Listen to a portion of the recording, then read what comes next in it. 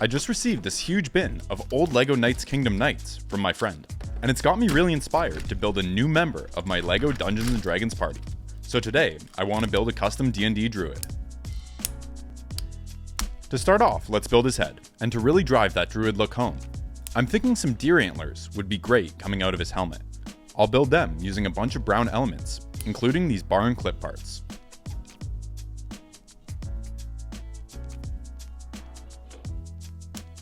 The holes here offer us a new connection point for even more horns to attach into. Let's build them around this brown hot dog. That'll also give us a location to clip in a rod end for another spike. Next, I just want to build up the thickness of this horn a little bit. And just like that, we have a horn for our Druid. The next thing I want to do is connect these two together so that we can start to form the core of our Druid's head.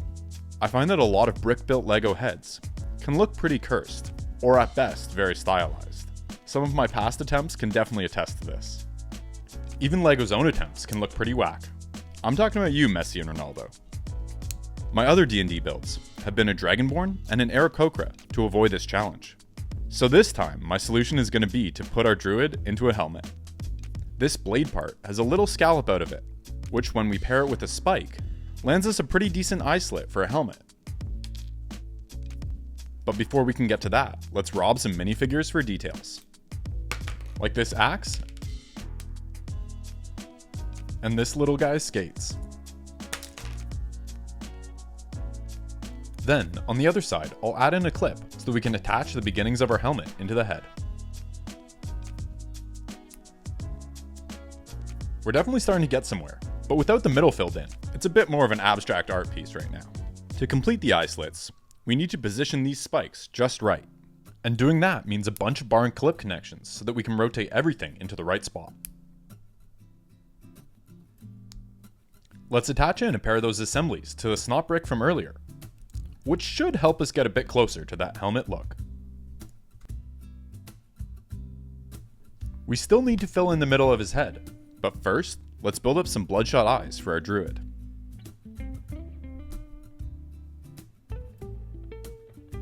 Let's connect this new pair of eyes to a rod. With the help of a clip, I'll then attach them into the head, and fight to get all the various bits into the right places. That's looking pretty good. Now, it's time to fill in the rest of his head. This is definitely one of the more delicate heads I've built.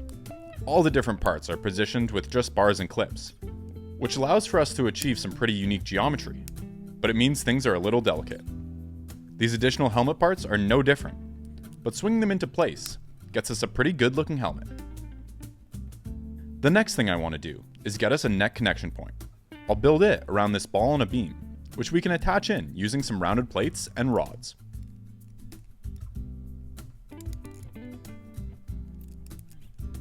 Let's cover that whole assembly up using these car mudguards.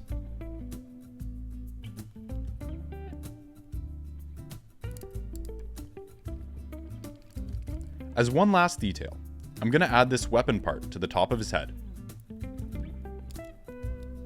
And that completes our Druid's head. For the weapon, I want to turn back to that bin of Knight's Kingdom parts. And we can steal this sword from Vladek, although it's a little small if we want to use it as a sword. So instead, let's use it for a spear. I'll cover up those holes, and then we can construct a handle using a bunch of axle connectors. I used to really hate the red axles here, but now that they've started making black ones again, I think they're okay. Although they're still best used where you can't see them, or on a red model.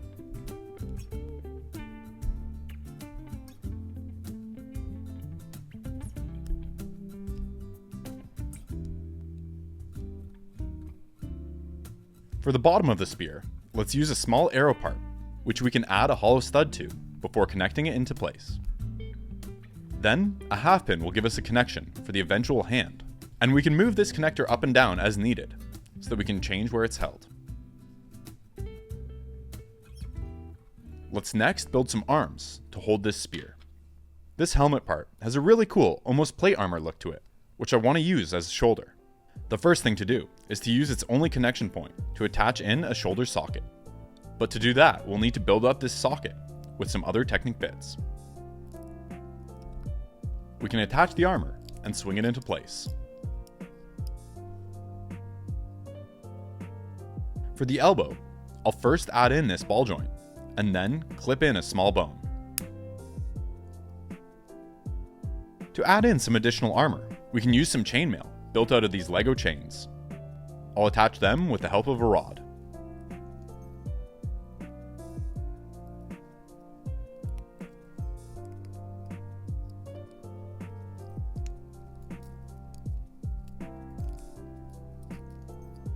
Next, I want to add some more in here.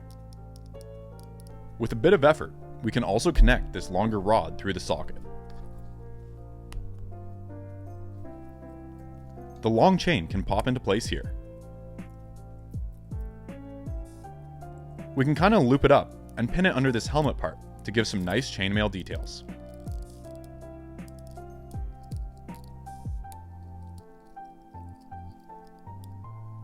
For the forearms, I want to build up some leather gloves.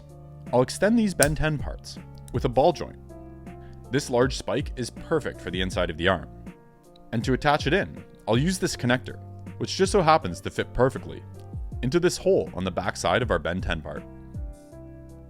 Let's build up his hands with some fancy plates before clipping in his fingers.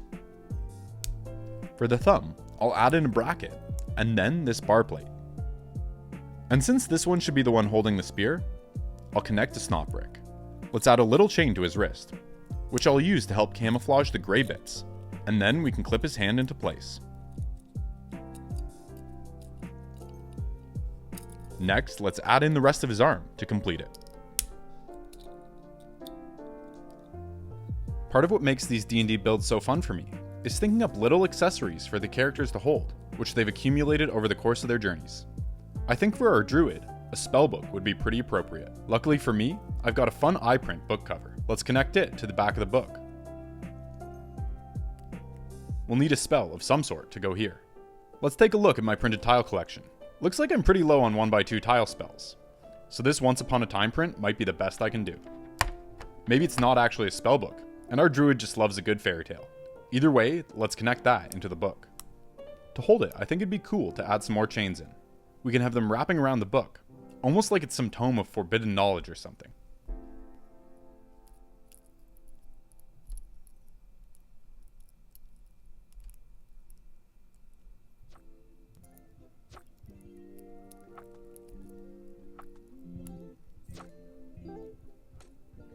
Another chain will give us a way of hanging it off of his waist. The other thing any adventurer worth their salt needs is a canteen. And for this adventure, I've pre-harvested a shell from a ninja turtle, which at this scale should be just the thing for our Druid to stay properly hydrated. I can pick up cool parts like this thanks to my patrons over on Patreon, like Liha Liha. If you want to support me and my builds, that's the best way to do it. I'll make a parts list available for this build to show my thanks. As a stopper, we can use this eye print, which I'll connect in using a hollow stud and a rod. The backside can be tiled off, and then we'll need some straps. For them, I'm going to use these zipline parts. This bionicle chain will give us a nice buckle detail and allow for the other zipline to attach in. By connecting in the other side, we can complete our canteen.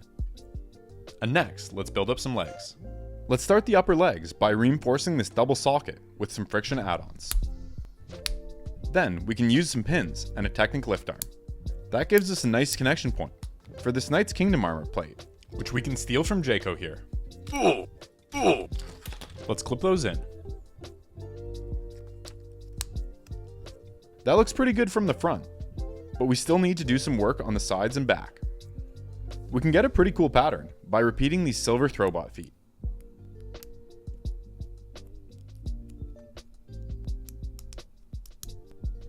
It isn't exactly the most structurally sound assembly on its own, but once it's added into a larger assembly, it's pretty sturdy. I'll build up the knee by using a tried and true cam and ball joint sandwich. The lower legs can be built around this old Titan joint and an axle. Onto that, I'll add some dark brown shell parts. And we can follow it up with a barrel. For his foot, let's just use this standard Hero Factory part. And for a little extra detail, we can install these feathers.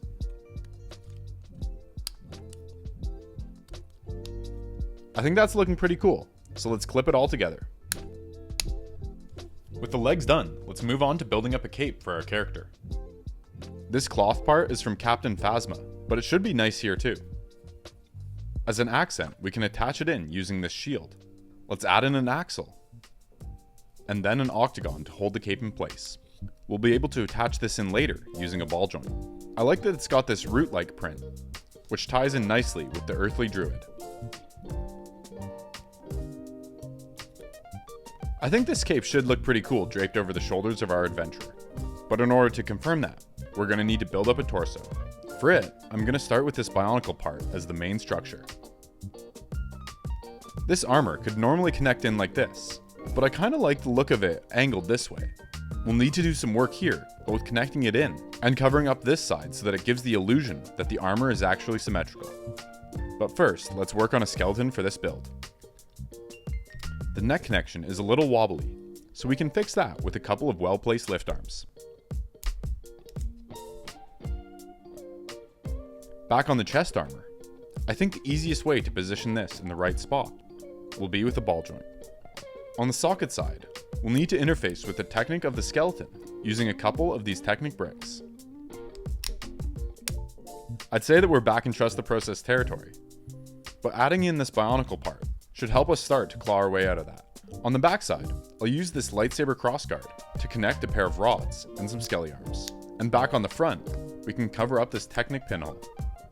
The skelly arms should then be able to clip into these bars once they're installed. And with that, we can swing the chest piece into place. Next up, I want to focus on creating some fabric draped over this shoulder. Blue is going to be a really nice contrast to the silver armor bits and the brown from the rest of the build. To install this spike part, let's use a pin and a rod. Then, on the spike itself, a rubber lift arm will allow for it to be nice and flexible with how it's positioned. The next part I want to add in is this Technic panel, but before we can get to that, I think we'll need some more structure in place. I'll begin it with this ratchet joint, which will be great for some waist articulation. Then, let's continue the structure with some more Technic connectors and pins.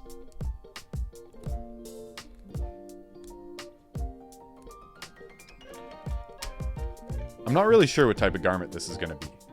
I'm kind of just going on vibes, but these Technic panels do a decent job of approximating some sort of flowing fabric.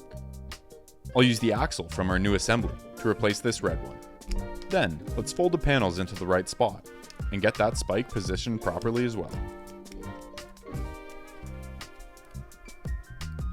I think we should continue whatever this blue toga tunic thing is, downwards. A pair of old Technic panels can help us do that. For a little asymmetry, layering in this newer panel will be a nice touch. The structure to hold all those panels is a pretty simple combination of lift arms and pin axles. With the structure sorted, we can connect all the panels into place. Now seems like as good a time as any to build up some hip connections, which will also allow for this fabric to be attached. Let's do that with a classic mix of connectors and axles. We can connect our two sub-assemblies together, and then attach everything into the torso. There's still one gap here I'd like to cover up, but in order to do that, we'll just need to...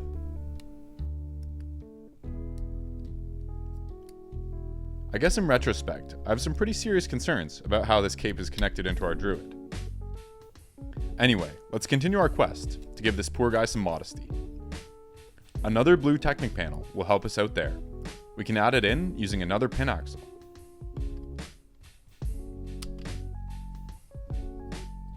Let's continue to wrap this blue toga around our hero's side. We can do that by using another of the newer Technic panels and a bunch of Technic connectors. But before it can be positioned, we'll need to do some pretty major surgery here. The pin connectors we've used here will let us position it in just the right place. Let's get everything back in place now. With another Technic panel, we can continue the toga. To connect it in, I'll use a ball and a beam. And for the other side, I want to introduce some black accents, which can go with our cape from earlier. We still need a bit more blue toga as well, so let's build that up using some old and new Technic panels. Making clothing out of Lego is one of the more difficult things you can build. I find it really hard to get it to look flowing and cloth-like instead of stiff and plastic. But I think these panels that we've been working with do a pretty good job, but it's definitely a tricky thing to get right. Let's now continue the black accent upwards. For that, we can use yet another Technic panel. Into a pin axle, we can install this new number 7 connector, which is a really exciting addition to the Technic parts library. It's got a slightly larger angle when compared to the old number 3 connector. With the structure built, we can attach this into the other black panel part, then swing it into place. Next, we can add in this extremely reflective balloon part. This is one of those parts that I think would have really benefited from being frosted, like the Technic panels. I'm assuming the reason it's not frosted is that there's maybe some sort of utility in having this part as a canopy for a spaceship, and you'd want it to be nice and see-through for that. In any case, I think it's looking pretty good here. For some shoulder details, I'm going to build up a black and blue version of this subassembly using a shoulder armor part. We can then install both of them. And to fill in this gap here, I think it's the perfect size for us to just shove one of these flag parts into.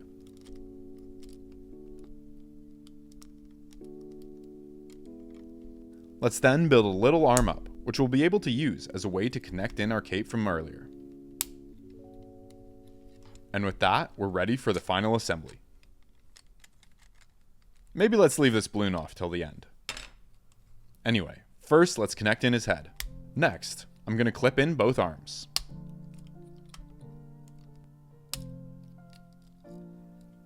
Let's follow that up with the legs.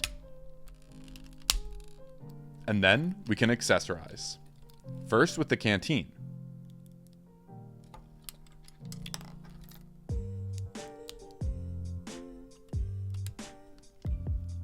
And then, after we reinstall that pesky balloon, I'll attach in that bound book, and we can give our druid a spear.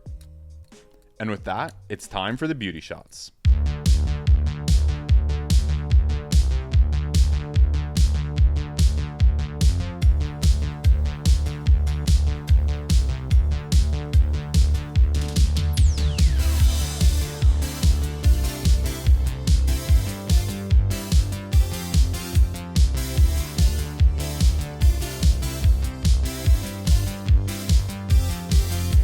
Thanks again to all my amazing patrons for supporting me and my builds. And special shout out to my newest supporters, Keenan Johnson, Kiro, Anthony Stacy, Niels, Liha, N Caveman 1, Lily Wild, Tim Becker, Susette Ramos, Brandung Media, Skylar Marrow, Ruben Softball, Eel, Zaki Phantom, Lewis Lang, Edward Withers, Aspen Pepper 328, Itai Mizrahi, HR Utzler, Meta Overhaul 8, Slagmore Gladwin, Cold Sky, Dublin, OG Dazier, Nelia Reiter, Rex Knapp, Bradley Foster, David Gee, and Goldilocks. Thanks for making this channel possible. If you liked this video, YouTube thinks you'll like this one too. Thanks for watching, and I'll see you in the next one. But until then, happy building.